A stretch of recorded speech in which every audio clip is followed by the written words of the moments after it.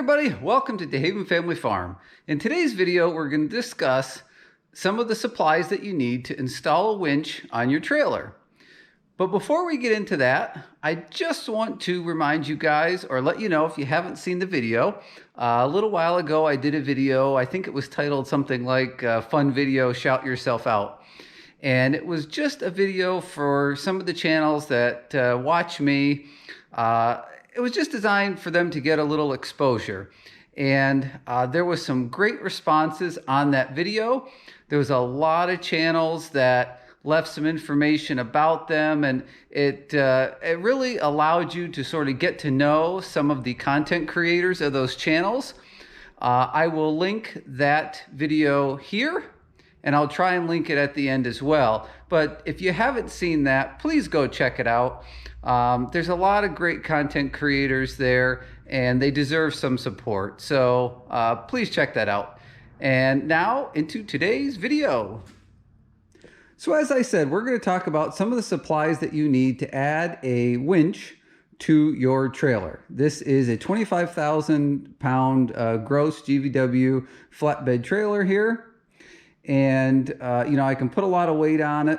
And I farm ground that is not necessarily super close to home. And I also still do some landscape work. And I've come across situations in the past where I might have a piece of equipment or a tractor break down, and I'm forced to try and find a mechanic sort of last minute to come out, take a look, see if they can fix it. And, I've been lucky enough so far that I haven't had any equipment break down along the side of the road. But if I did, I would need a way to get it off the side of the road and get it home or get it to a repair shop. So I'm going to put a 12,000 pound winch on this trailer so that I can sort of use it like a rollback if something breaks down. So this particular trailer is just a flatbed trailer. It does not tilt or have any dump functions or anything on it. So there is no battery currently on it. There is a big toolbox right there, and that is actually where I'm going to store the battery. So one of the first things that I'm going to need to run my winch is a battery. So here's the battery I bought. I went just to my local Napa and I bought this battery. This was the larger of the two that they had there. Let me see if I can turn it around. It's a heavy battery here. This is the information on there in case you're interested. But this is, you can see it's a marine RV battery. So this is what's called a deep cycle battery. So these particular batteries, this style battery, is designed to be basically run down to no charge in it, and it will charge back up. And you can do that over and over and over. This is the same style battery that is in my dump trailer, for example. If you're going to add a winch or an accessory to a trailer that does not have a battery, you do not want to use a regular plain car battery because in a short amount of time, it will not want to recharge or hold a charge correctly because they're not designed to constantly be run all the way down to nothing and then charged back up. So you want to use a marine or a deep cycle battery for that. So that'll be one of the first things you need. The next thing is this is a plastic battery box.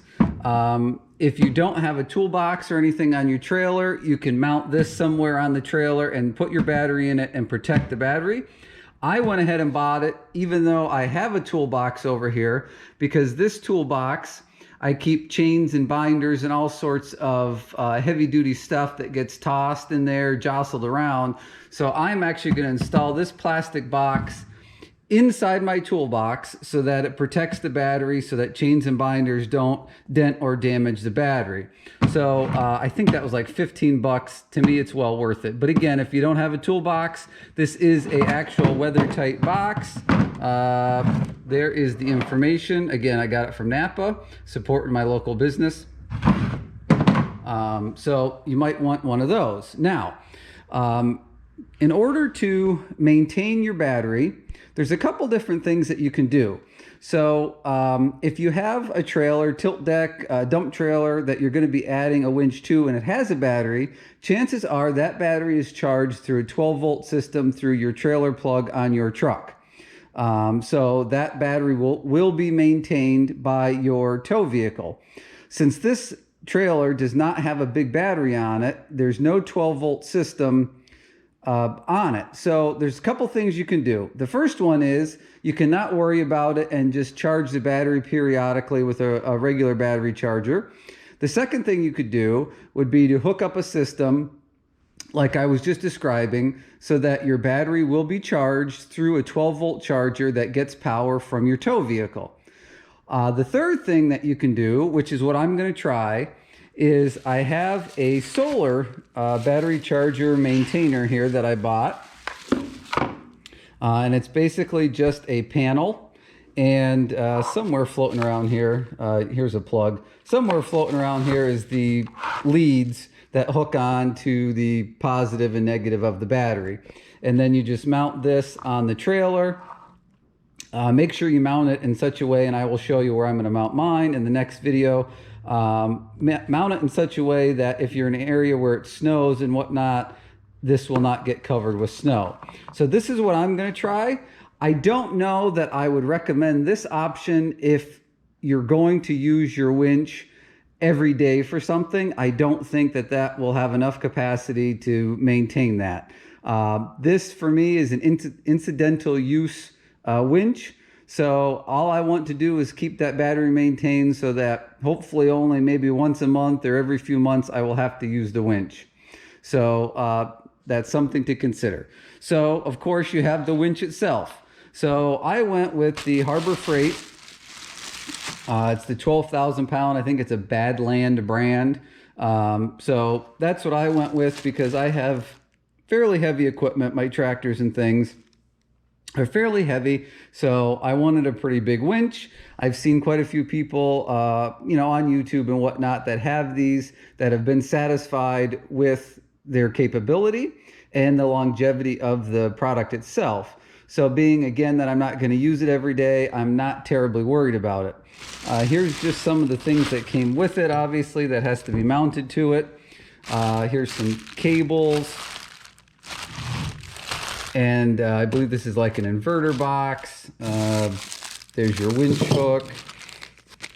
Some relays. Comes with some bolts. Of course, the directions. This has a corded winch controller, which is fine with me. No big deal. Again, not using it every day, so it doesn't matter. But one other accessory that I did purchase that did not come with it, I ordered this winch cover. It was from Amazon. It's actually a pretty heavy duty type cover. I think it was 20 bucks or a little less shipped to me. It has elastic on the bottom, but I don't want my winch just sitting out in the weather all the time. You know, I don't have a toolbox to put it in, or some other place to tuck it to protect it from the weather. It's going to be mounted right here on this bar. So it's going to be out in the open, and I want to protect it as best I can. Obviously, you know, electronic components, you want to try and keep things from getting rusty and getting moisture down into them. I know this winch is meant to have moisture, to come in contact with moisture, but that doesn't mean that I want the rain and snow on it all the time. So that would be an accessory that I would recommend that you purchase. So one of the last things that you're going to need that I don't have here in front of me is you're going to need a plate to mount your winch to. So I did not buy one. I think you can buy different styles of plates. But because of my situation here, I am going to create my own mounting bracket, and you'll see that in the next video. I'm going to weld up my own bracket here to mount that. It's going to be permanently mounted there. I mean, permanently as much as all you have to do is unbolt it, but I don't plan on taking it on and off. So that'll be kind of the last thing that you would need in order to mount your winch. I believe we have everything else here other than, of course, you know, household tools to actually do it. I think that's about everything that we're going to need.